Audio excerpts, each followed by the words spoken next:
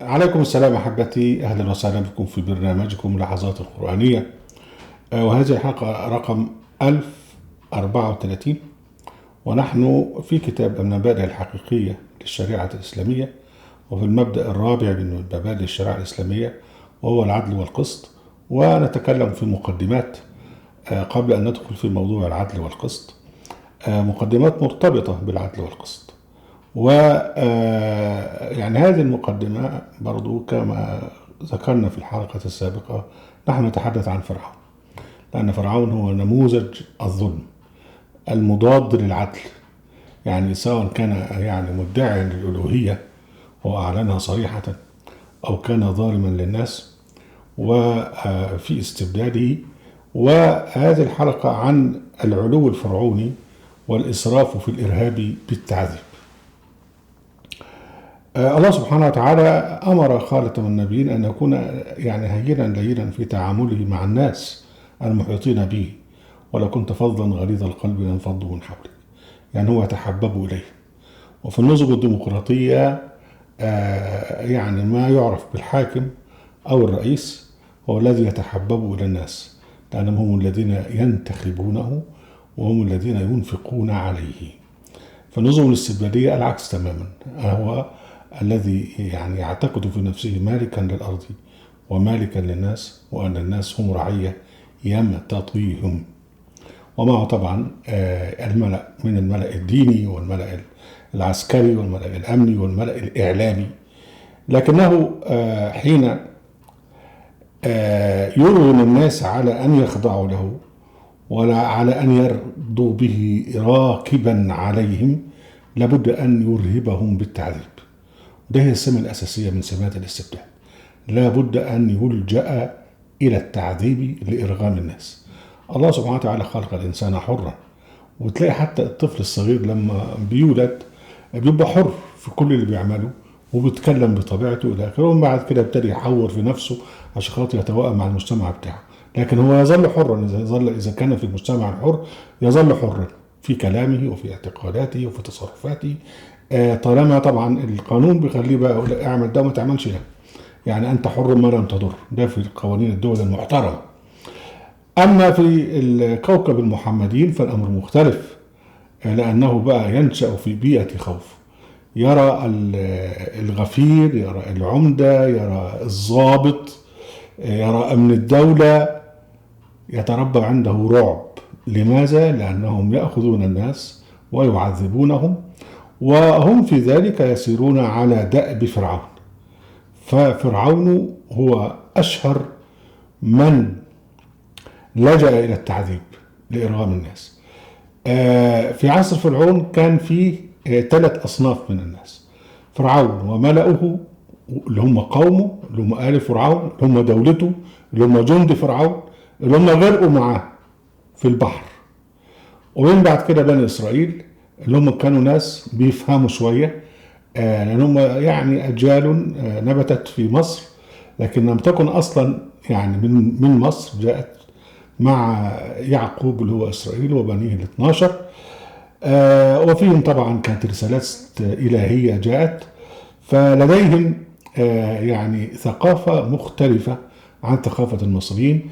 من أجل هذا لم يكونوا موالين ومنتمين إلى فرعون، فأحس بالخطر.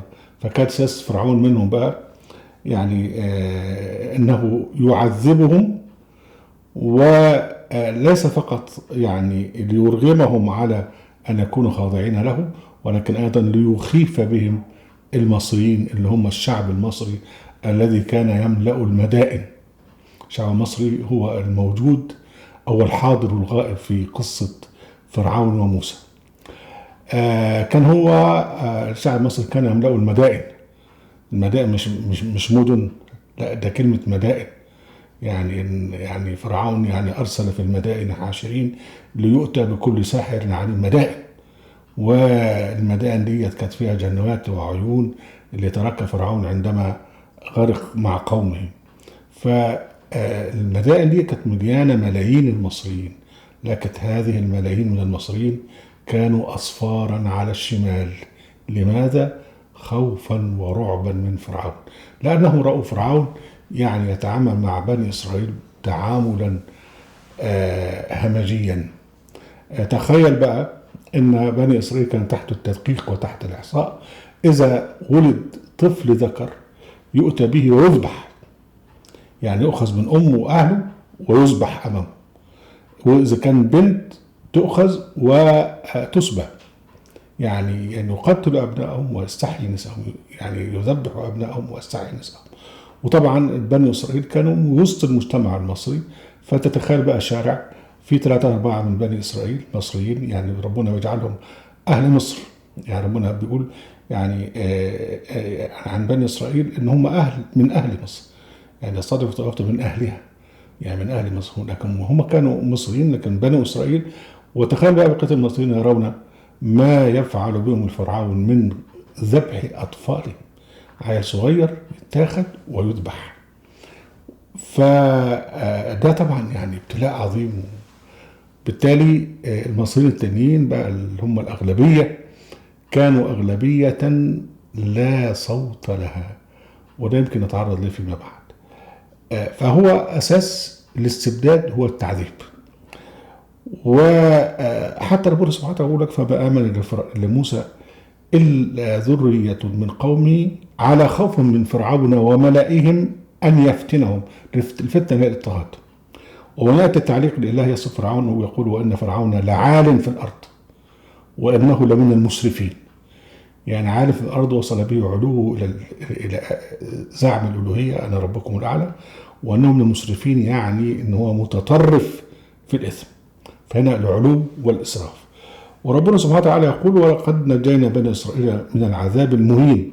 العذاب المهين مش هو عذابه بس، ده عذاب مهين.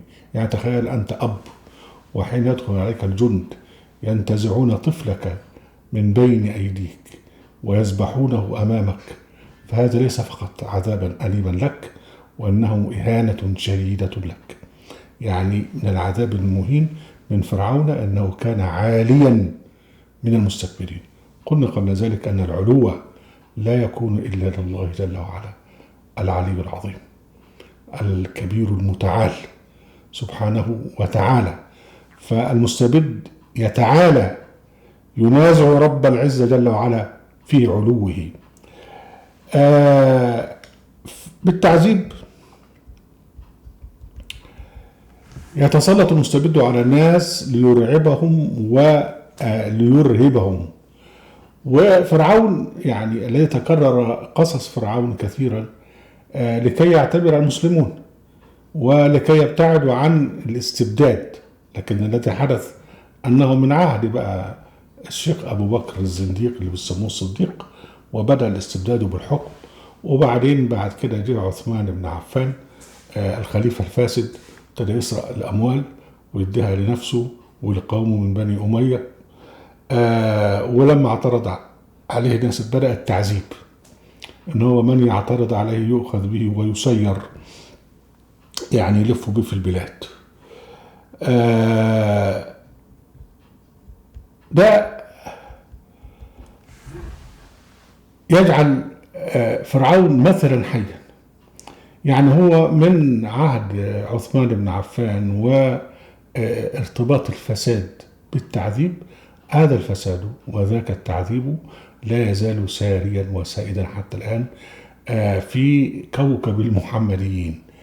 وبرضو احنا نتذكر ان الله سبحانه وتعالى قال عن فرعون ان فرعون علا في الارض وجعل اهلها شيعا، يعني قسمهم، يعني فرق تسد، يستضعف طائفة منهم، يعني طائفة من اهل مصر اللي هم بني اسرائيل، يذبح ابنائهم ويستحيي نساءهم انه كان من المفسدين.